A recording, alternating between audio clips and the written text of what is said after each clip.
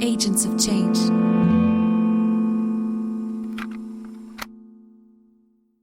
The sun was always shining on Kiribati, a young republic situated in a very unique position, both in the north and in the south of the equator, and both on the right and on the left of the international dateline. 33 atolls sparkled in the Pacific Ocean, surrounded by crystal-clear water, where many varieties of marine animals swim. People there used to live in close contact with nature, with the sea. Their main activity was fishing, and their main food was, not surprisingly, also fish.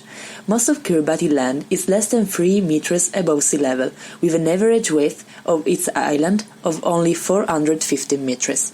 In the last decades, this paradise on Earth faced huge transformation. The morphology of its islands changed rapidly due to the rise of sea level that made the island even more narrow.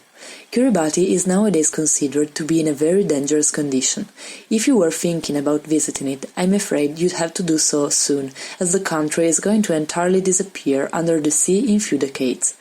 Anote Tong is the former president of Kiribati. He governed this island from 2003 to 2016, becoming famous for his activism against what he defined the great threat against humanity, climate change. In his country, he witnesses every day the direct impact of those changes on the environment, starting with the rise of sea level that covers more and more land, forcing people to move out of their houses. Another big problem Kiribati started to face are tornadoes.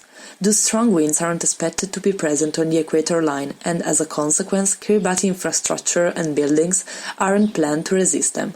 But with climate changing more and more, aggressive winds and storms started punching the country, hiding its blue sky with thunders and clouds and transforming their surrounding Pacific Sea in a violent and deadly bodies of water. As a consequence of the massive loss of land and the destruction of entire villages, people from Kiribati are more and more forced to emigrate.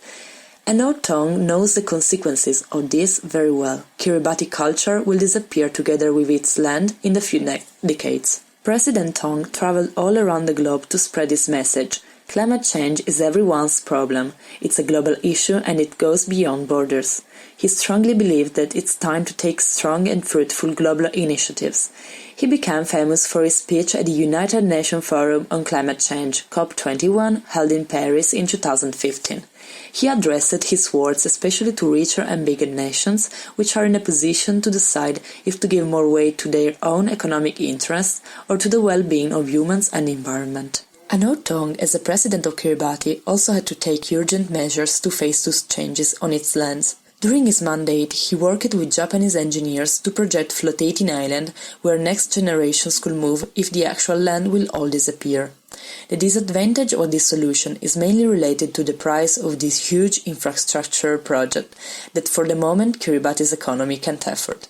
Another Anote project was to buy land with national economic resources in part of other Pacific islands like Fuji Island in order to allow its citizens to move there in case of need. For the moment, his main project to prevent the consequences of rising sea levels is the construction of sea walls. Finally, migrating to other countries like New Zealand or Australia is also a solution that Anote Tong is considering. But in this case, he would like Kiribati citizens to be treated not as climate migrants, but as citizens who migrate on merit and with dignity. As an extraordinary measure to set an example for the rest of the world, President Tong also created the Phoenix Island Protected Area, one of the largest marine protected areas in the world, with a size of 400,000 square kilometers, which was described as a United Nations World Heritage Site in 2008.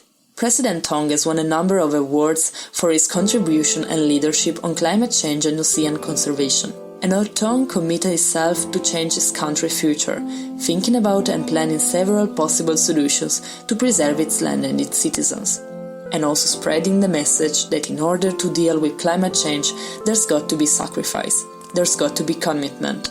And in this, his actions are a great source of inspiration. This was Giulia Conti from Asti, Italy, for the Agents of Change podcast, for the world goes to where we take it.